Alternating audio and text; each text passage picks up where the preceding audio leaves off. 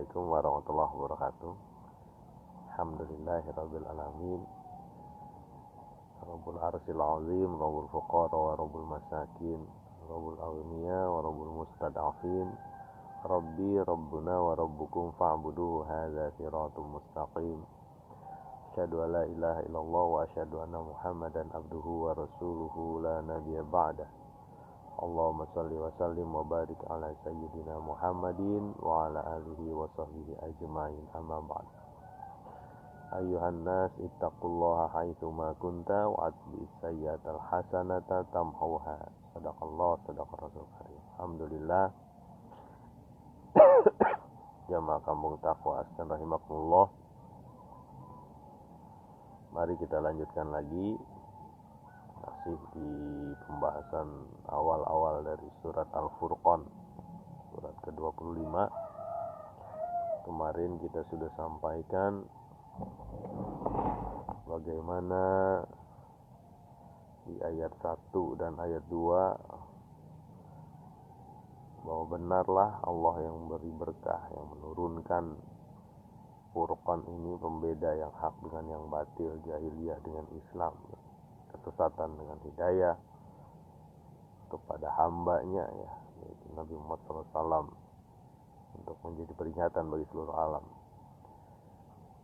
Yang menurunkan ini juga menguasai langit dan bumi, tidak mempunyai anak dan tidak mempunyai sekutu, dan menciptakan seluruh makhluk dengan kadar ataupun ukuran yang sebenar-benarnya dengan detil. Yang kita sampaikan kemarin. Mari kita lanjutkan di ayat yang ketiga. Ayat yang ketiga surat ke-25. Surat Al-Furqan. Bismillahirrahmanirrahim. Wattakhadhu min dunihi alihatan la yakhluquna syai'a wa hum yukhlaquna wa la yamlikuna li anfusihim darra wala naf'a wala yamlikuna mauta wala hayata wala nusyura. Bahkan mereka mengambil selain Dia Tuhan-Tuhan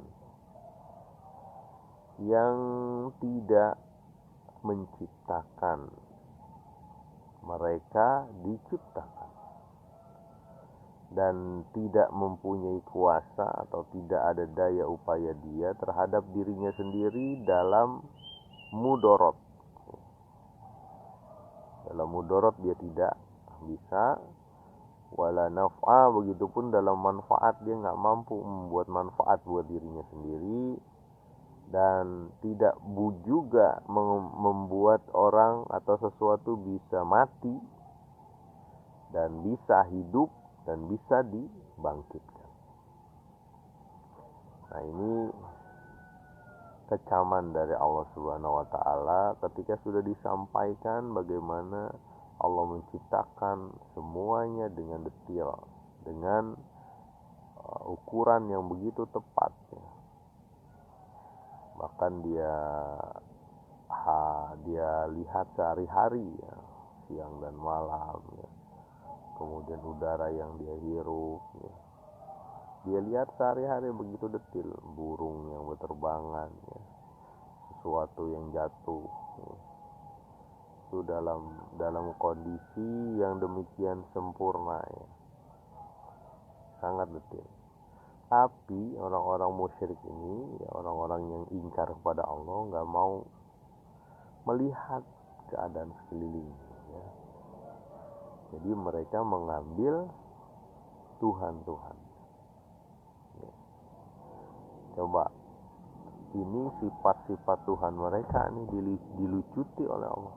Pertama, la yakhluquna syai'a, Dia tidak menciptakan apapun, Tuhan-Tuhan itu.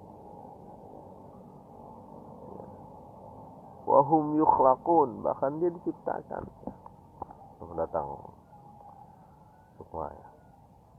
Tetap semangat Sukma, ya. Wahum yukhlaqun, kembali ke ayat di ayat 3 surat Al-Furqan. Wahum yukhlaqun, dia nggak menciptakan, dia diciptakan. Tuhan-Tuhan apa aja Tuhan jenisnya.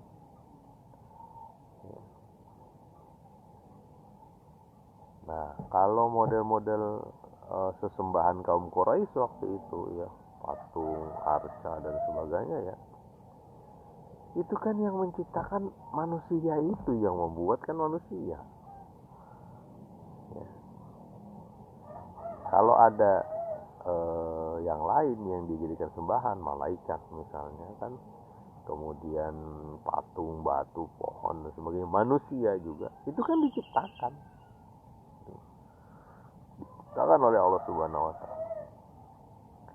Jadi Tuhan-Tuhan ini tidak bisa menciptakan, dia itu diciptakan. Yang lebih parah itu yang model-model kayak yang dibuat oleh manusia, apapun bentuknya, kok disembah. Ini setelah digambarkan oleh Allah Subhanahu wa taala betapa lemahnya akidah mereka gitu ya. Wala yamlikuna li anfusihim dharra, dan mereka tidak ada mampu sedikit pun terhadap dirinya membuat dirinya celaka. Satu hal yang paling rendah, membuat dirinya seseorang itu celaka, memukul dirinya dan sebagainya, membuat celaka aja dia nggak bisa. Oke. Kalau dia menyembah pohon misalnya, atau dia menyembah batu besar, dia menyembah gunung, apa aja yang dibuat angker lah gitu, itu mencelakai dirinya saja tidak. Makanya Allah dalam menyampaikan ini disebutkan satu hal yang sederhana aja dulu, mencelakai dirinya aja dia nggak bisa ya. Wala yamlikuna li anfusihim dharra, nggak bisa. Jadi betapa lemah akidah mereka, keyakinan mereka betapa lemah ya. Makanya diejek sama Nabi Ibrahim. Tanyain aja tuh sama yang gede itu waktu dibongkar patung-patungnya itu, ditinggalin lah satu tuh, tanyain aja sama yang gede itu taruh kapaknya gitu. Diejek gitu Nabi Ibrahim. Mereka ngomong begini, kan kamu tahu dia nggak bisa ngapa-ngapain. Nah itu kamu tahu dia nggak bisa ngapa-ngapain, kenapa kamu sembah gitu, Nabi Ibrahim ya, bapak bara anbiya ya. Lama datang nih Kang Dika ya, tetap semangat Kang Dika menyebarkan kebaikan ya, kepada siapapun ya, termasuk pada diri sendiri. Jadi mereka nggak bisa untuk mencelakai diri sendiri aja, nggak bisa gitu ya. Wala naf'a, apalagi manfaat, nggak bisa dia memberi manfaat buat dia. Mencelakai aja nggak bisa, apalagi manfaat. Apa namanya, tuhan-tuhan palsu gitu ya. Oke, misalnya Firaun disembah sama orang, dia sendiri nggak bisa membuat dia celaka sendiri ya, ataupun dia membuat manfaat pada dirinya sendiri. Kalaupun ada, itu terbatas gitu. Dia bisa motong dirinya sendiri, misalnya motong ini buat bunuh diri mati, dia nggak mau mungkin ya kan nggak cuma Firaun yang disembah ya. Ada burung kedasik, lagi tuh burung, saya nggak ngerti burung satu lagi ya. Mereka sholat dengan bahasanya ya. Jadi wala naf'a, nggak ada manfaatnya juga, dia nggak bisa memberi manfaat pada dia.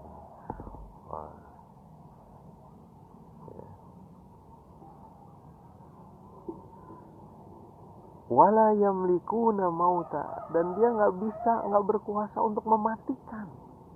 Nah ini tiga potongan ayat terakhir ini menguatkan ciri-ciri Allah Subhanahu wa taala. Dia mestinya bisa mematikan, hal itu Tuhan. Kalau nggak bisa mematikan, ngapain disembah? Mana giginya, nggak ada taringnya nggak ada kekuasaan dia.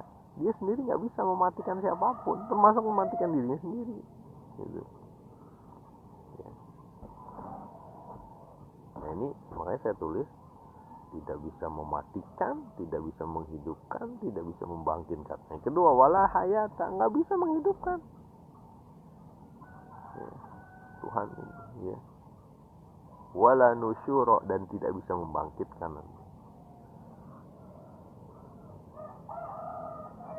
Nah, tidak bisa menghidupkan, tidak bisa mematikan, tidak bisa membangkitkan. Itu adalah ciri-ciri Allah, ciri-ciri Tuhan yang harus kita sembah. Harus bisa membangkitkan. Sebaliknya tadi ya, itu berarti bohong Tuhan yang begitu. Nggak bisa matiin, nggak bisa ngidupin, nggak bisa membangkitkan. Yang benar adalah bisa matiin, bisa ngidupin, bisa membangkitkan. Itu namanya yang harus kita sembah. Kita tahu surat Al-Furqan itu makiyah ya. Makiyah itu artinya diturunkan sebelum hijrah Nabi ke mana, ke Madinah. Ada 2 hijrah.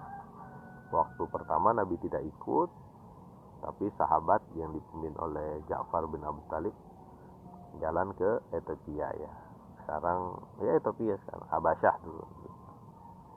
Ada lagi menuju Madinah. Surat-surat yang turun sebelum itu disebut surat Makiyah. Biasanya surat-surat ini menguatkan mengenai akidah, keimanan. Salah satunya ini. Diingat betapa lemahnya akidah orang-orang musyrik. Ya, nggak bisa nyiptain, bahkan dia diciptakan, bahkan dia buat gitu. Coba kita ngebayangin ini kita buat satu dari bambu ataupun dari kayu, diketok-ketok. Nanti kamu akan aku sembah ya, diketok-ketok. Kemana pikirannya? Masya Allah ya, dan manusia bisa sampai sejauh itu ya. Ditambah lagi dengan nafsunya para penguasanya kan, karena penguasanya pasti yang punya obat khusus sedikit ya. Semutan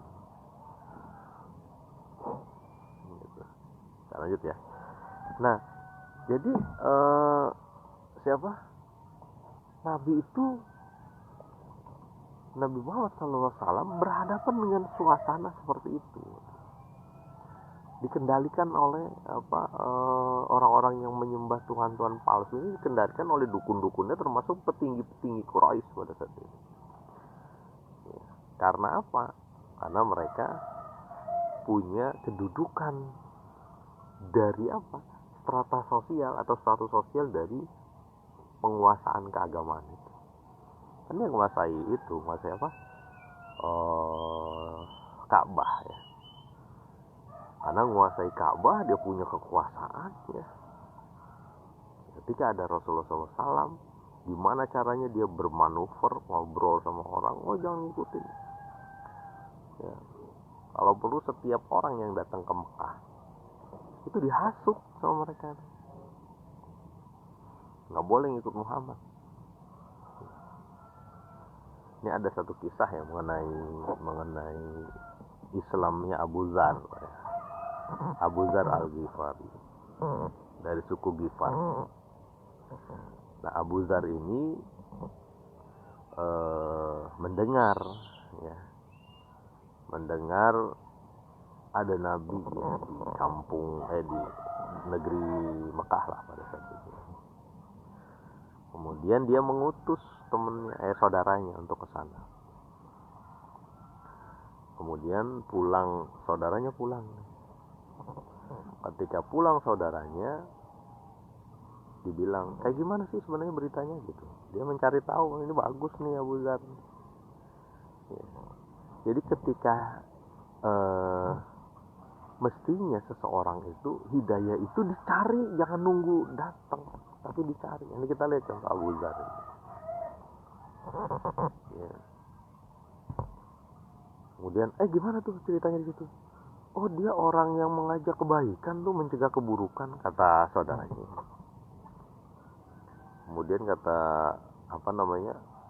Abu Dzar, wah kamu sih belum ngasih tahu apa-apa kalau begitu, bahasa kita.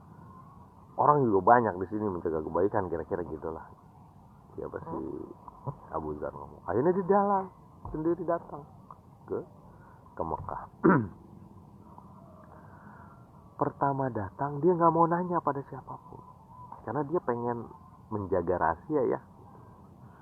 Jangan sampai orang tahu nih saya kemarin pengen nyari Nabi itu. Kan saya dengar juga gitu. Nabi itu juga banyak berusaha dicegah kan. Dia duduk di dekat Ka'bah gitu. Duduk di dekat Ka'bah. Ali datang, Ali bin Abi Thalib. Ali datang. Kayaknya Anda orang asing ya? Iya gitu. Ayo ke rumah, kata si Ali. Diajak ke rumah sama orang yang mau dia gitu.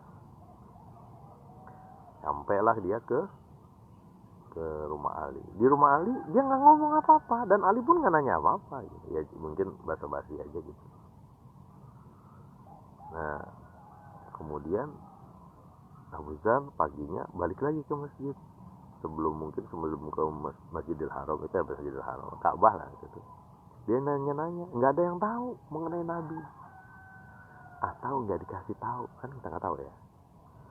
Nggak ada yang tahu. Dia tanya-tanya lagi. Kayaknya Ali juga merhatiin. Kayaknya ini dugaan saya. Ketika itu dia duduk lagi ke masjid, ke Masjidil Haram, si Abu Dzar ini. Kemudian dihampiri sama Ali. Abu Dzar kan udah kenal ya dia. Emang tujuan kamu kemarin ngapain kira-kira? Abu Dzar bilang, karena orang ini baik kan, namanya udah ngajak ke rumahnya, mungkin makan juga di rumah. Kata Ali, kata Abu Dzar, kalau kamu nggak ngasih tahu ke orang, saya kasih tahu. Kamu jaga rahasia, saya kasih tahu. Oh boleh, saya bilang gitu. Kemudian mungkin bisik-bisik pelan-pelan.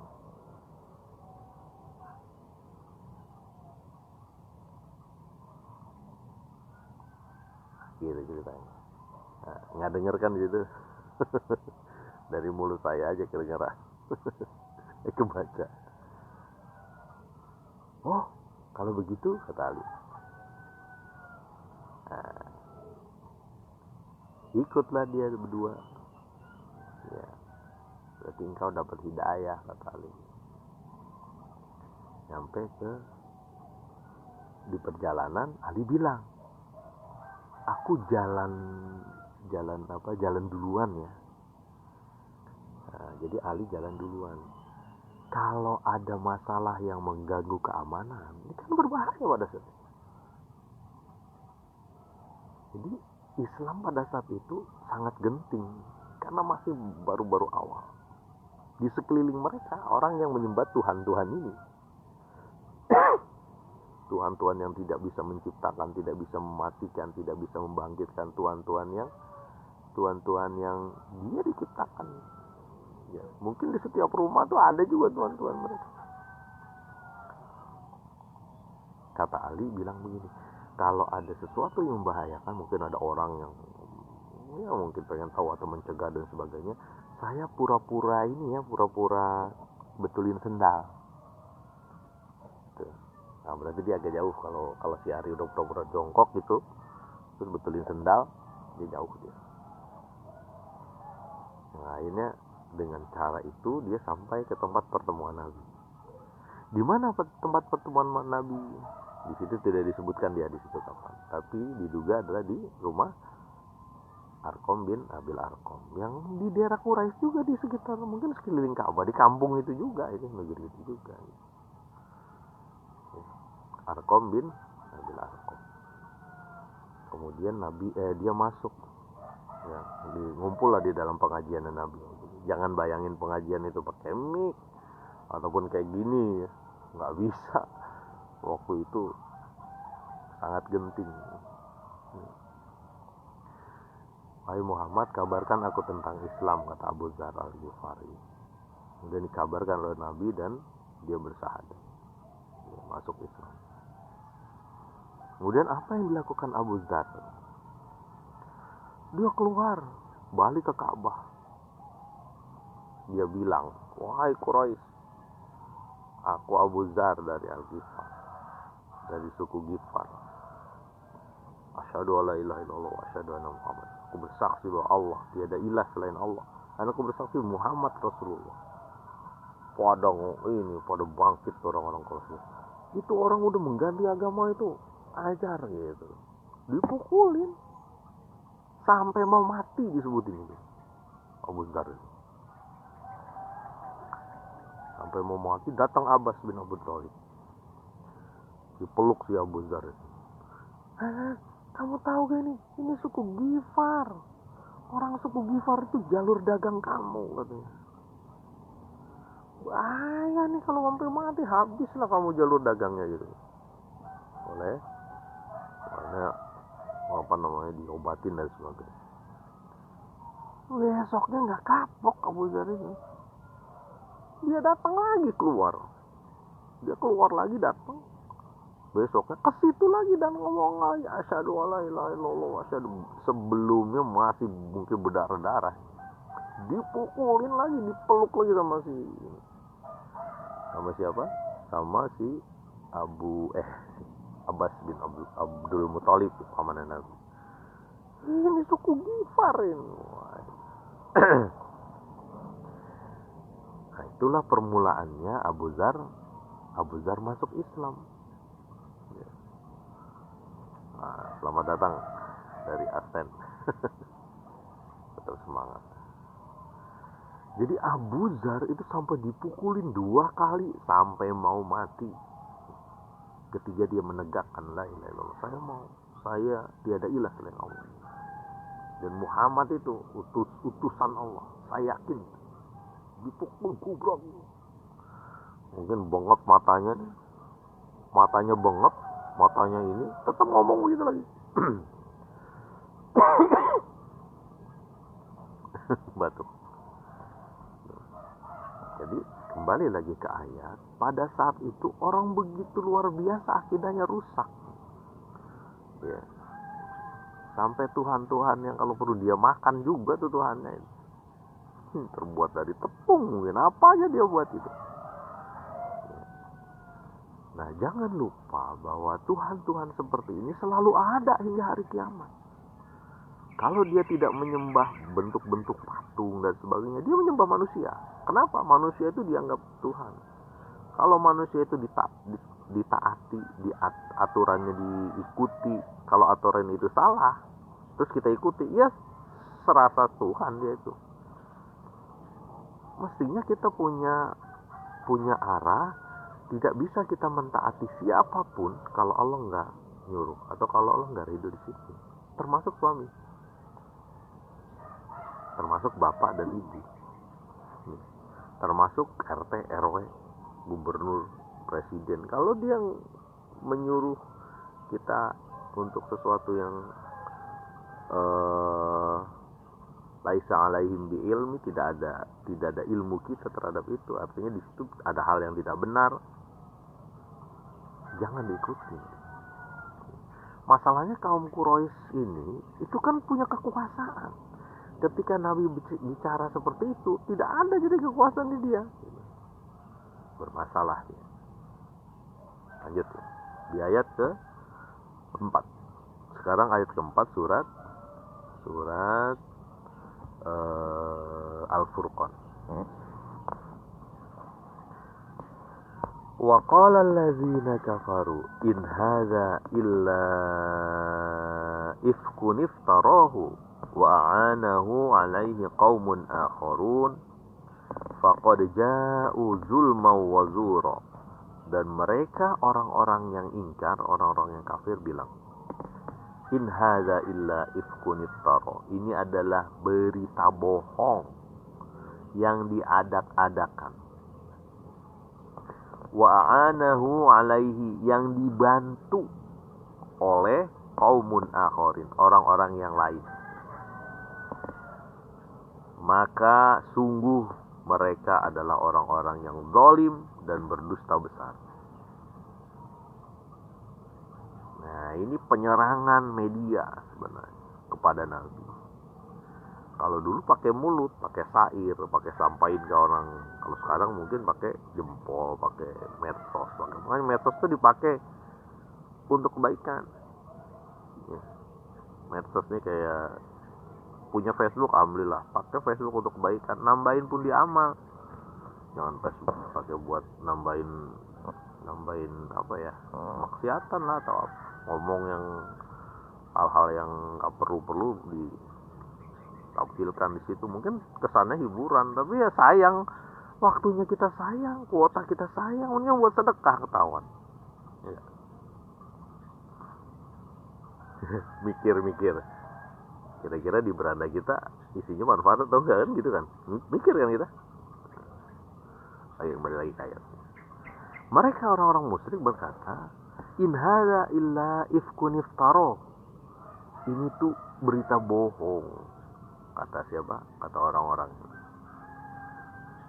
yang diada-adakan oleh Muhammad. Ini dusta sebenarnya mereka itu. Ya. Wa a'anahu alaihi qaumun akharin, yang dibantu oleh orang-orang lain. Kemungkinan ini ada budak-budak di situ ya. Budak-budak non Arab ya, yang dituduh oleh siapa? Oleh Quraisy membantu Muhammad. Gitu. Pertanyaannya adalah kenapa enggak ente aja, kan ente juga bisa punya budak-budak dari mana-mana. Kenapa ente enggak bisa membuat seperti Quran? Kata ya, ini bahasa kita ya. Kenapa ente enggak bisa membuat Quran? Karena kalau ente bilang ini dibantu oleh budak-budak, berarti ente bisa dong. Itu dibantu sama orang-orang non Arab ya, ajam ya, orang-orang non Arab. Artinya Muhammad itu ada sekelompok tim lah kira-kira gitu, tim untuk membuat gerakan ini, dan salah satunya orang-orang yang non Arab. Ya, itu berita-berita bohong. Itu kata orang Quraisy. Padahal dia tahu Nabi Muhammad kan al-amin. Dari awal udah terkenal kejujuran. Nggak bisa dibohongin. Namanya hati sebenarnya gimana mau dibohongin? Kita udah tahu nih orang ini jujur. Dari pertama kita tahu dia jujur. Makanya dalam satu kisah Nabi mengumpulkan orang-orang Quraisy di satu lembah, satu dataran, tahu orang-orang Quraisy. Kemudian dia ngomong, kan udah pada banyak nih ngumpul orang-orang. Ada apa sih Muhammad ngumpulin kita di sini? Ya mereka ya patuh aja karena Muhammad orang jujur kan. Kata Nabi Muhammad SAW, wahai para Quraisy, kalau di belakang bukit ini aku katakan akan ada pasukan, Masya Allah itu ada burung ya, wik wik wik wik wik ya, enak bener ya. Anda mau kemari bayar dengan 1000 doa. Canda. Nah, kalau di belakang ini, di belakang bukit, di belakang ini bukan bukit ya, ada pasukan yang mau menyerang Anda. Pasukan itu ibaratnya siap untuk menghancurkan Mekah, seperti waktu dulu lah, kira-kira waktu surat apa? Surat Al-Fil ya. Ala rabbuka bi ashabil fil alam yaj'al kaidahum fi tadlil. Sudah hafal mungkin ya. Yang belum hafal, ayo semangat. Selamat datang Bu dosen UIN, Bu Elvan. Tetap semangat Ibu untuk menyebarkan kalam Allah. Ya, postingannya cerita tentang sekolah alam terus anaknya ya. Mudah-mudahan semakin soleh ya, anak-anak kita. Nah, kalau ada pasukan siap menghancurkan kita, mungkin seperti Al-Fil lah kira-kira gitu, pasukan Abrahah ya dari Yaman. Anda percaya gak? Kata Nabi SAW. Ente semua percaya gak kalau di belakang ada itu? Kemudian kata seluruhnya mengatakan itu. Iya, saya percaya, kami percaya. Jadi bayangkan banyak orang tuh ngomong, yakin betul, ente mau jujur dari dulu, gitu kira-kira. Kemudian Nabi menyatakan, wahai Quraisy, takutlah engkau pada Allah. Aku Rasulullah Aku diutus sama Allah, takutlah engkau pada Allah, takutlah engkau pada siksa neraka yang akan diturunkan bagi orang-orang yang ingkar. Sembahlah Allah, kira-kira gitu. Mendadak pada riuh rendah, termasuk Abu Jahal. Muhammad, gara-gara gituan kamu ngumpulin kami kemari, pulang gitu. Gak percaya dia ya. Makanya siapa sih orang-orang Quraisy ini membuat berita-berita kebohongan ini. Muhammad tuh bikin berita-berita bohong, dia mengada-ngadakan aja.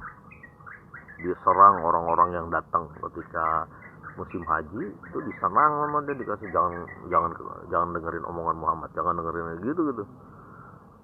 Makanya benar, kalau orang baik diem aja, ada satu kemungkaran, nanti orang jahat yang menguasai. Kalau di satu kampung tidak ada kebaikan di situ, tidak ada orang yang menyebarkan kebaikan, nanti orang-orang yang jelek nyebarin. Bandar narkoba datang, orang yang judi datang, perzinahan datang. Kita yang jalan, kita yang semangat. Saya belum bisa, di keluarga saya aja masih banyak. Ya mulai dari keluarga, sampaikan ke orang lain, sampaikan ke tetangga, sampaikan ke teman-teman di medsos.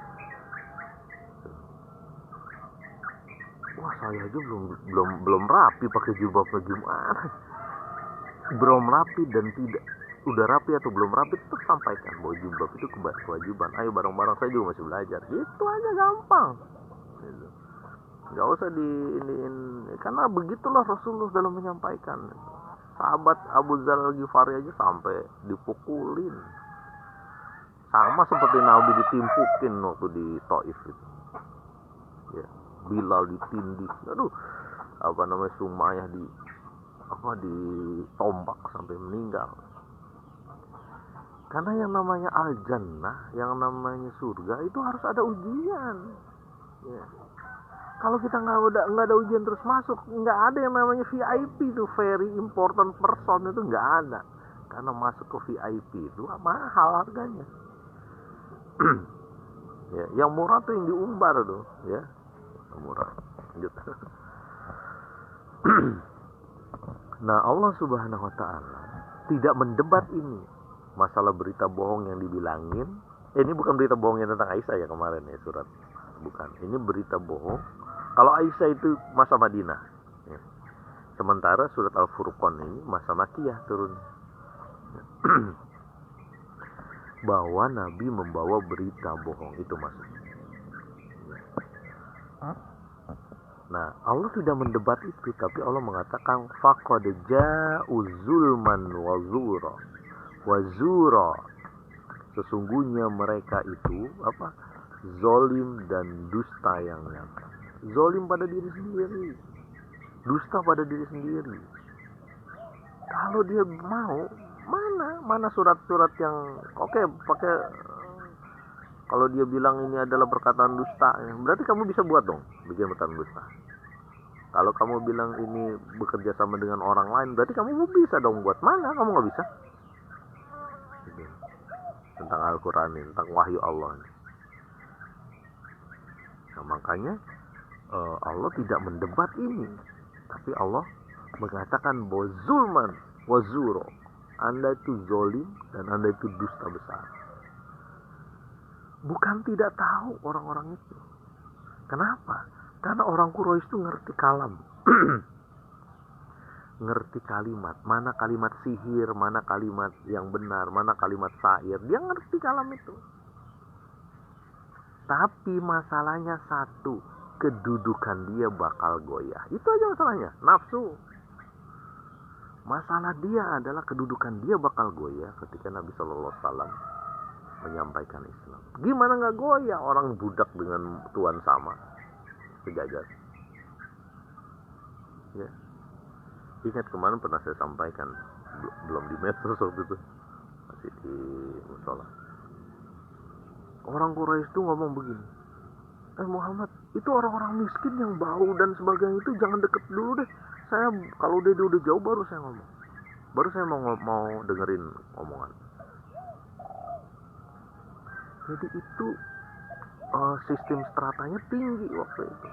Orang budak, orang-orang miskin nggak bisa gabung dengan kita. ya. Makanya Nabi dalam Islam tuh menganjurkan, ada burung tekukur sekarang, burung kedasi, satu lagi burung apa saya nggak ngerti juga, satu lagi tekukur tuh, satu lagi burung apa tuh, cik ini ngaji, mudah-mudahan dia juga dengerin ngaji ya, karena jin pun mendengarkan pengajian, jangan salah. Kalau saya ngomong begini ya, saya nggak mau terlalu ini tuh ya, bismillah, mudah-mudahan Allah subhanahu wa ta'ala memberikan berkah kepada kita semua ya. Tadi kembali lagi ke ayat ini ya, di ayat yang keempat ini, zulman wa zuro, dia zalim, dia dusta yang nyata. Mereka itu orang-orang yang berdusta, bohong ya. Jadi kalau orang tersebut sama, makannya kudu sama, pakaiannya kudu sama, jatuhlah harga diri dia itu. Abu Jahal, Abu Sofyan waktu belum masuk Islam, Abu Sofyan, dan teman-temannya abu-abu lainnya. Abu Bakar nggak, Abu Bakar bagus, jatuh.